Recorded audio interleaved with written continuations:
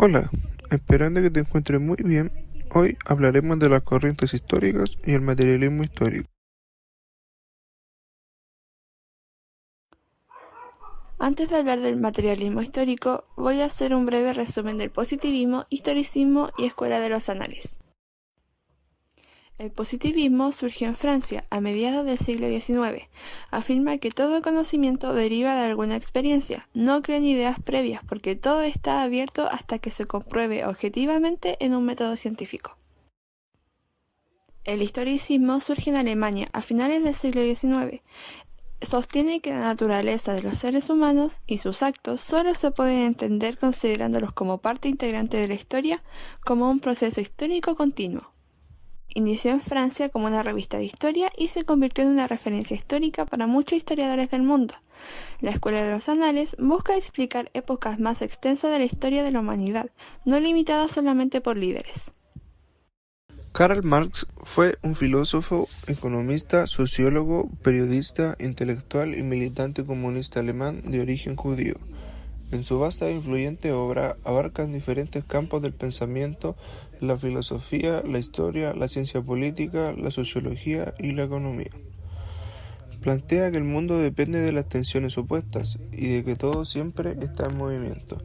Se enfoca en las clases oprimidas más que en las clases gobernantes. Decía que no había conciencia de clase en la sociedad y que por eso las teorías favorecían a la aristocracia o a la burguesía. También propone la revolución de las clases proletarias, para así obtener el control de medios de producción de las fábricas y llegar a tener clases iguales.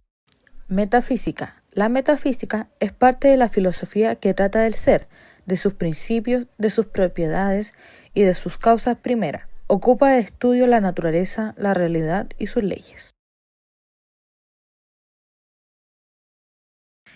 Idealismo. El idealismo se opone al materialismo, una doctrina que asegura que la única realidad es la materia. Se emplea para descubrir las posibilidades de la inteligencia para idealizar. El idealismo se trata de objetos que no pueden tener existencia sin que haya una mente que esté consciente de ello. Por lo tanto, podemos concluir que el materialismo histórico es anti estas teorías debido a que el materialismo se basa en los hechos comprobados científicamente y en la sociedad, que es lo más importante. ¿Qué es el materialismo histórico? A continuación vamos a profundizar principios, planteamiento y deducción, de los cuales dentro de principios se encuentra el origen, las causas y las consecuencias. En planteamiento, la fase en modo de producción, lucha y consecuencia de clases. Por último, deducción, que será la conclusión.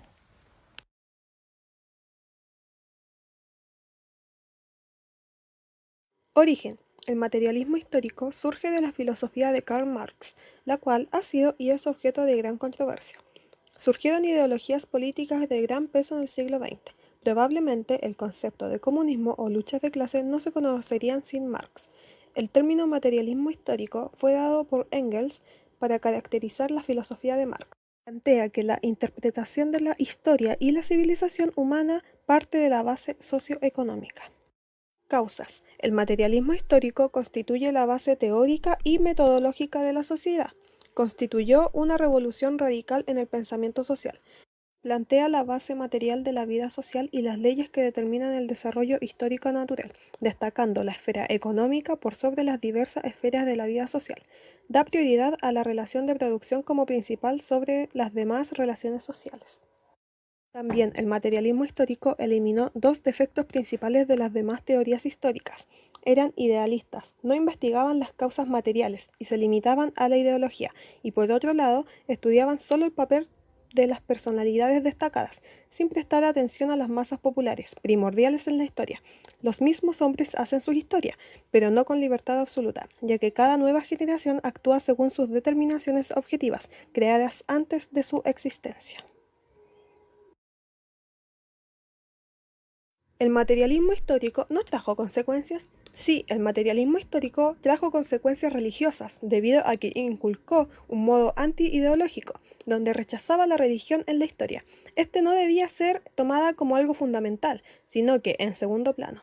Culturalmente nos trajo una falta de perspectiva social, religiosa, al consumismo, valores, etc., así como también político, como el comunismo y socialismo, por lo que el materialismo histórico tuvo consecuencias en muchos aspectos de nuestra sociedad.